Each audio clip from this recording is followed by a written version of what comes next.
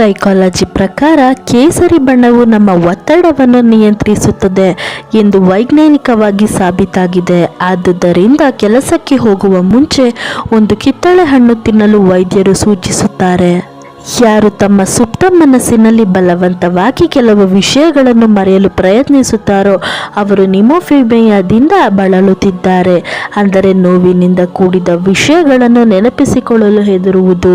ನಿಮಗಿದು ಗೊತ್ತೇ, 2 ಬಾಳೆಹಣ್ಣು ಸೇವನೆಯಿಂದ ನಿಮಗೆ 90 ನಿಮಿಷ ವ್ಯಾಯಾಮ ಮಾಡಿದಷ್ಟು ಶಕ್ತಿ ಪೂರೈಸುತ್ತದೆ.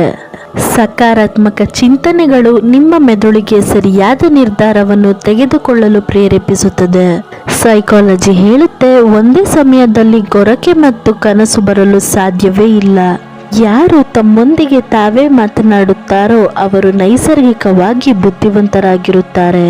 ಹೆಂಗಸರು ಗಂಡಸರಿಗಿಂತ 3 ಸಲ ತಮ್ಮ ಮನಸ್ಸುಗಳನ್ನು ಬದಲಾಯಿಸಿಕೊಳ್ಳುತ್ತಾರೆ, ಆದರೆ ಗಂಡಸರು ಹೆಂಗಸರಿಗಿಂತ ಹಠಾತ್ ನಿರ್ಧಾರಗಳನ್ನು ತೆಗೆದುಕೊಳ್ಳುತ್ತಾರೆ. ನಿಮಗಿದು ತಿಳಿದಿದೆಯೇ? ಬಾಟಲಿಯಲ್ಲಿರುವಷ್ಟು ಬ್ಯಾಕ್ಟೀರಿಯಾಗಳು ನಾಳದ ನೀರಿನಲ್ಲಿ ಇರುತ್ತದೆ. ಒಂದು ಹುಡುಗಿ ನಿಮ್ಮನ್ನು ಮನಪೂರ್ವಕವಾಗಿ ಪ್ರೀತಿಸಿದಾಗ ಅವಳು ನಿಮಗಾಗಿ ಯಾವುದೇ ಹಂತಕ್ಕೆ ಹೋಗಬಹುದು. ಅವಳ ಹೆತ್ತವರೊಂದಿಗೆ ಜಗಳವಾಡಬೇಕಾದ ಪರಿಸ್ಥಿತಿ ಬಂದರೂ ಸರಿಯೇ. ನಿಮಗಿದು ಗೊತ್ತೇ? ಒಂದು ಹನಿ ಜೇನುತುಪ್ಪವನ್ನು ತಯಾರಿಸಲು ಜೇನುಹುಳು 2 ಲಕ್ಷ ಹೂವಿನ ಮಕರಂದವನ್ನು ಹೀರುತ್ತದೆ. ಸಾವು ಜೀವನವನ್ನು ಕೇಳುತ್ತದೆ, ಎಲ್ಲರೂ ಏಕೆ ನಿನ್ನನ್ನು ಇಷ್ಟಪಡುತ್ತಾರೆ ಮತ್ತು ನನ್ನನ್ನು ದ್ವೇಷಿಸುತ್ತಾರೆ ಎಂದು. ಆಗ ಜೀವನ ಹೇಳುತ್ತದೆ, ಏಕೆಂದರೆ ನಾನು ಸುಂದರವಾದ ಸುಳ್ಳು ಮತ್ತು ನೀನು ನೋವಿನಿಂದ ಕೂಡಿರುವ ಸತ್ಯ ಎಂದು. ಜನರಿಂದ ಅಸಮಾಧಾನವಾಯಿತು ಎಂದು ದೂಷಿಸಬೇಡಿ. ಜನರಿಂದ ಅಪೇಕ್ಷೆ ಪಟ್ಟಿದ್ದಕ್ಕೆ ನಿಮ್ಮನ್ನು ನೀವೇ ದೂಷಿಸಿಕೊಳ್ಳಿ. ಒಬ್ಬ ವ್ಯಕ್ತಿ ಎಷ್ಟು ಒಳ್ಳೆಯವನಾಗಿರುತ್ತಾನೋ ಅಷ್ಟು ಹೆಚ್ಚು ಅವನನ್ನು ಬಳಸಿಕೊಳ್ಳಲಾಗುತ್ತದೆ. ಪ್ರಯತ್ನಿಸಿ ಮೋಸಗಾರರೊಂದಿಗೆ ಎಂದಿಗೂ ಸಂಬಂಧವನ್ನು ಬೆಳೆಸದಿರಲು, ಏಕೆಂದರೆ ಅವರಿಗೆ ಕೋಪ ಬಂದಾಗ ಅವರು ನಿಮ್ಮ ಗೌರವದ ಮೇಲೆ ಯುದ್ಧ ಮಾಡುತ್ತಾರೆ. ಜೀವನದಲ್ಲಿ ಯಾವುದೇ ತಪ್ಪು ಮಾಡಿ, ಆದರೆ ಯಾರಿಗೂ ಆಯ್ಕೆಯಾಗಿ ಬದುಕಬೇಡಿ. ಯಾರಲ್ಲಾದರೂ ಬದಲಾವಣೆ ಆಗ ಮಾತ್ರ ಪ್ರಾರಂಭವಾಗುತ್ತದೆ. ಯಾರಾದರೂ ಅವರ ಜೀವನದಲ್ಲಿ ಬಂದಾಗ ಅಥವಾ ಯಾರಾದರೂ ಅವರ ಜೀವನವನ್ನು ತೊರೆದಾಗ ಆ ಜನರನ್ನು ಎಂದಿಗೂ ಮರೆಯಬೇಡಿ. ಎಲ್ಲರೂ ಕಾರಣ ಹುಡುಕುತ್ತಿದ್ದರು, ಆದರೆ ಅವರು ಮಾತ್ರ ನಿಮ್ಮೊಂದಿಗೆ ನಿಂತಿದ್ದರು.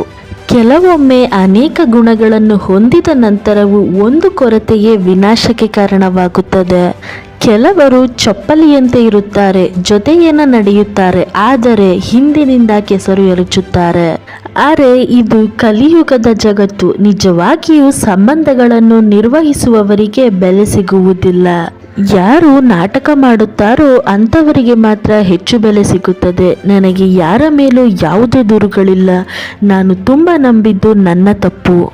ಮಣ್ಣಿನೊಂದಿಗೆ ಸ್ನೇಹವನ್ನು ಬೆಳೆಸಿ, ಹೃದಯದಿಂದ ದಯೆ ತೋರಿಸಿ, ಯಾರ ಮಾತಿನಲ್ಲೂ ನೋವಾಗದಂತೆ ಇಷ್ಟು ಎಚ್ಚರ ವಹಿಸಿ. ಈ ಹೃದಯ ಎಷ್ಟು ನಿಷ್ಕಪಟ ನೋಡಿ. ನಾವು ಯಾರಿಗಾಗಿ ಏನೂ ಅಲ್ಲವೋ ಅವರ ಬಗ್ಗೆಯೇ ಅದು ಹೆಚ್ಚು ಚಿಂತನೆ ಮಾಡುತ್ತದೆ. ಪದಗಳು ಮತ್ತು ನಡವಳಿಕೆಯು ಮನುಷ್ಯನ ನಿಜವಾದ ಗುರುತು. ಮುಖ ಮತ್ತು ಸ್ಥಾನಮಾನದ ಬಗ್ಗೆ ಏನು ಇಂದು ಇರುತ್ತೋ ನಾಳೆ ಇರಲ್ಲ.